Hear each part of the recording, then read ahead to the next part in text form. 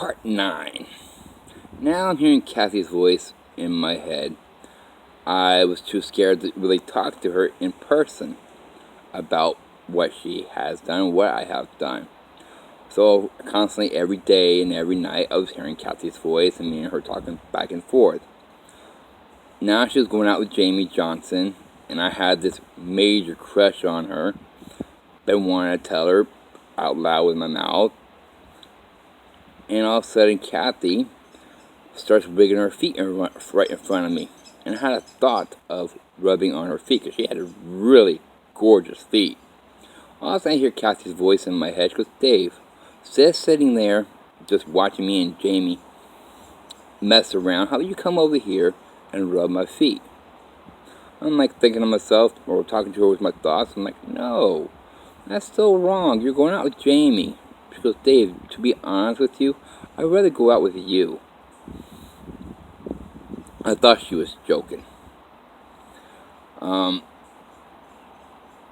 Every time they kiss, and I just felt uncomfortable watching them kiss, but I ended up watching them. For some reason, Kathy and Jamie never asked me to leave the bedroom. But the only times I did leave the bedroom, like I said, is when I go to work, or when I leave their bedroom to go to the restroom. And sometimes when I end up leaving their bedroom to go to the restroom, come back, the door ended up being locked. So I ended up messing around or going outside. One night, I was at Kathy's house with Jamie, of course, with Kathy, and Gerard was over there, and we just got done smoking a whole bunch of weed, and we ended up taking a lot of LSD. I now didn't feel like being inside Kathy's room. Something told me to go outside, so I went outside. And of course, when I do LSD, I see spirits walking around, or outlines of people, because nobody's there. And I'm talking to this voice. I actually start hearing, I hear other voices, and all of a sudden, I hear this guy talking to me. This guy ended up saying, "Hey, you, by the tree." I'm looking around, I'm like, who in the hell's saying over here by the tree? All of a sudden, the guy goes, "I'm over here by the swing." So I step around the tree, and I look, there's a swing. The swing is not actual swing. It was like a bench with chains on it, hanging on from a tree. And I look, and I see this outline of a guy, red and blue. Looks like he's wearing shorts and a t-shirt. And in his hand, he has, it looks like a brown paper bag. Like I say, I see outline. I didn't actually see a person there.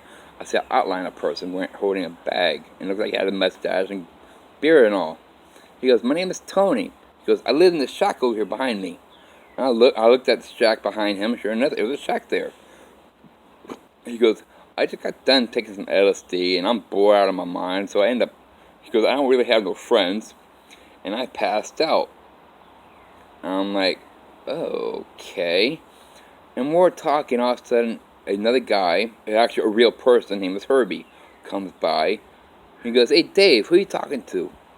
And I'm like, "I'm talking to this guy named Tony." He goes, "Tony, huh?"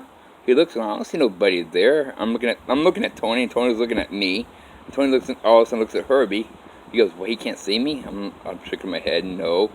He goes, and all of a sudden Herbie's like, He goes, "Okay," and kind of cracked up laughing and starts walking away. Now me and this outlines guy, Tony, start talking back and forth, and all of a sudden Tony's like, "How about you come on over to my house, to the shack, knock on the door, wake me up, so we can talk. Look like you have a lot of things on your mind." And I just stood there looking at him. I'm like, I don't think that's a good idea. I got scared. Instead, I turned around, went inside Kathy's house, went in Kathy's bedroom. I guess my face was like white as a ghost, I guess, because Jamie Johnson ended up looking at me. So did Kathy. And they're both, "Dave, what's wrong with you?" I just shook my head. I'm like, don't want to talk about it. Fortunately, Jamie did take me aside, took me outside Kathy's bedroom, and goes, "Dave, what's wrong with you? You look like you saw a ghost." I'm like, "I think I did, but I'm not really sure." He goes, "What do you mean? Talk about it." So I told him. Jamie was like, okay. I mean, I guess what I said, I guess it blew his mind or something. But that day, or next day came, I had to go to work. I got in my car. All of a sudden I heard a voice, goes, "Hey Dave, Tony's coming." I'm like, "Huh?" All of a sudden my passenger door opens up, and this guy pops his head in, goes, "Hey, I'm Tony." My mouth dropped. I'm like, "You are for real?" He goes, "Yeah, I'm for real." I'm like, oh my gosh. Sure enough, me and Tony hit it off. His name is actually Talat off the wheel. He was Arabian. He considered himself a sand nigger. He is half American or half white and half Arabian. He works for Kathy's father. He was a window cleaner, window washer. Everybody considered him an asshole and a drunk because he ended up drinking a lot. He drinks every day, 24/7 if he had to. To me, it was pretty kind of cool. Like I said, we became best friends. So now I'm hanging out with Tony or hanging out with Kathy. A lot of times I end up going to sleep, but I end up dreaming now. I end up dreaming of Kathy. First dream I had of Kathy, we're at a subway station. The subway station was empty. It was just me and Kathy. I'm standing up, and Kathy was on her knees in front of me, giving me a blowjob. Unfortunately, the blowjob, I could not feel nothing. So I thought it was my thought. I'm like, damn, I don't feel nothing. When I said that was my thought, Kathy stopped what she was doing.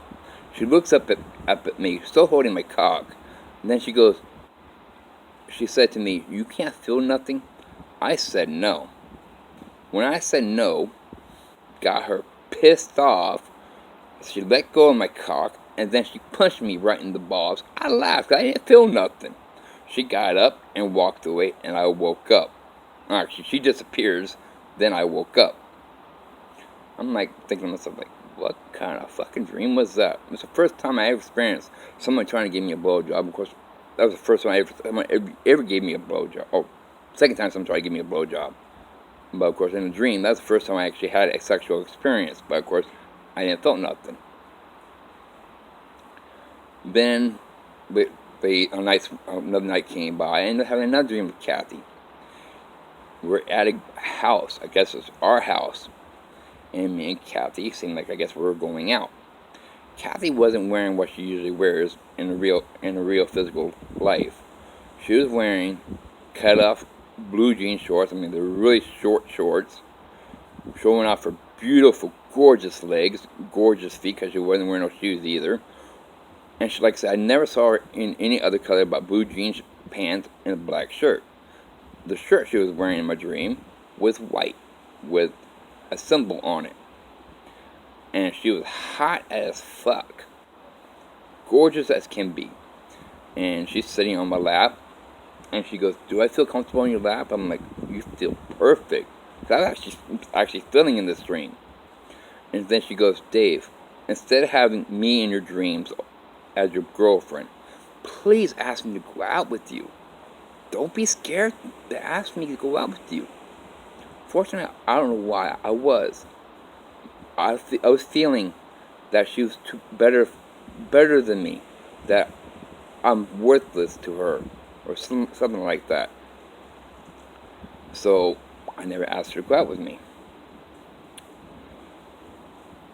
Months dragged by, and one day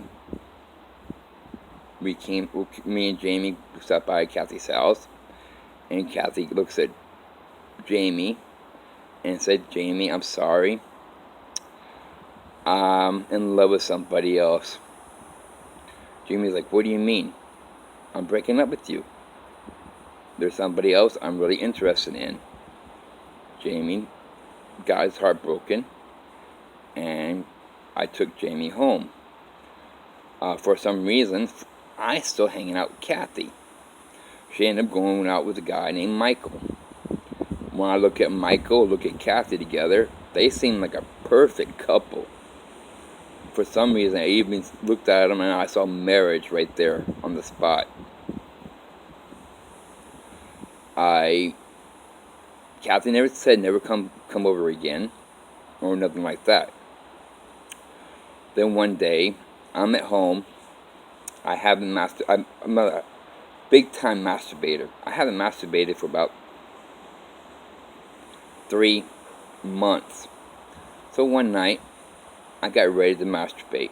I'm laying in my bed in my bedroom in the dark, ready about to masturbate, and all of a sudden, a hand grabbed a hold of my wrist, pushed my wrist down next to my head, my right hand to my head.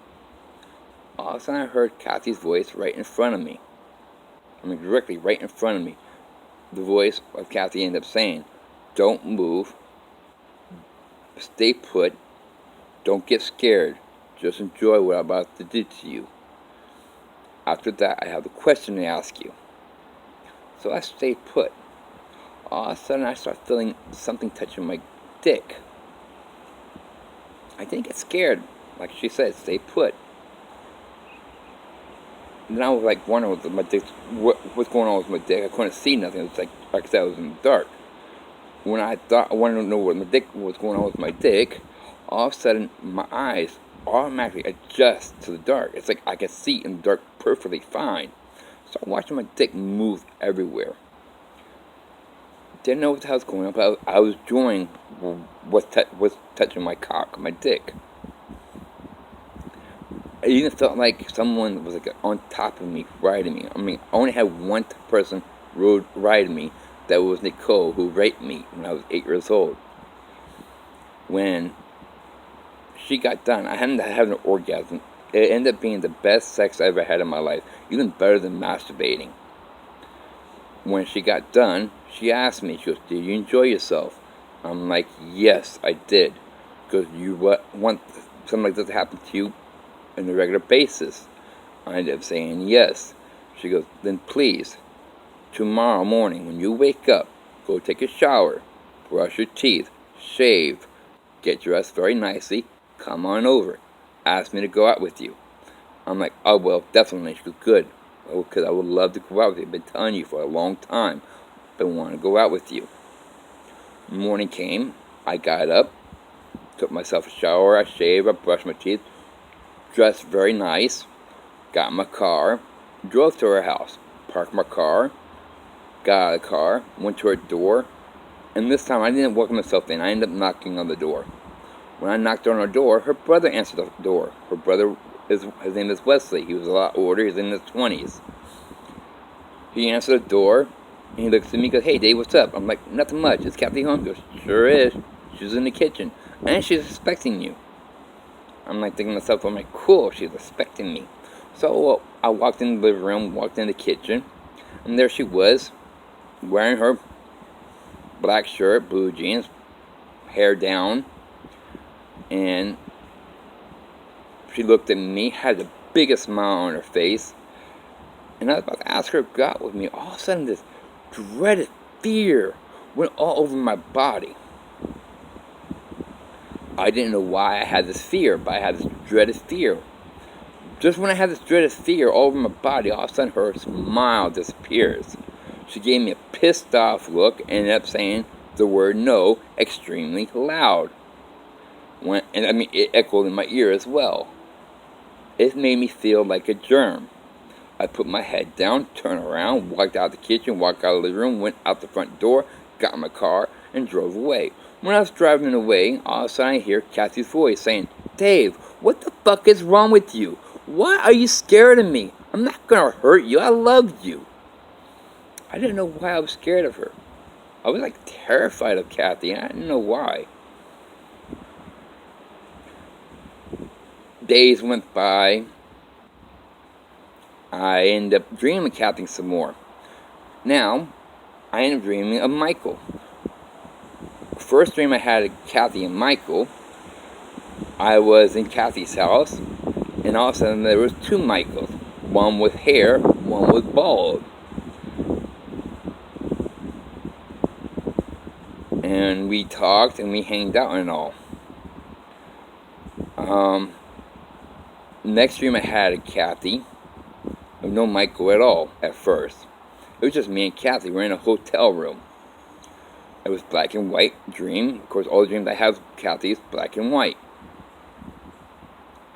I Asked her to go out with me in my dream. Of course, she said yes. Then I asked her, would she have sex with me? She said yes. Of course, I'd be more than happy to. We're about to take off each other's clothes. All of a sudden, Michael appears in my dream. He's sitting on the bed, back against the wall. He looks at Kathy and I and ends up saying, Kathy, please don't. You belong to me. Kathy stops what she was doing. She turns around, faced Michael, then faced me, had a sad face, and said, I'm sorry, Dave, I can't. And all of a sudden, Michael disappears and Kathy disappears, and I'm like in the hotel room still by myself now, wondering to myself, like, what the fuck just happened? All of a sudden, I woke up. Thinking to myself, like, how in the fuck that happened? Didn't know nothing about Dreamlink. I didn't know that was a Dreamlink or not. Fortunately, found out that is a Dreamlink. Michael and Kathy, they knew psychic abilities. Because in the past, me and Kathy's mother, Karen, we talk a lot. I thought of Kathy's mother as a mother of my own. And Karen, she told me that her and her daughter, Kathy, studied a whole bunch of psychic books. She told me that one day, when Kathy was a certain age, Kathy automatically wanted to know about psychic stuff. And her mother, of course, was into psychic stuff as well, and they studied together.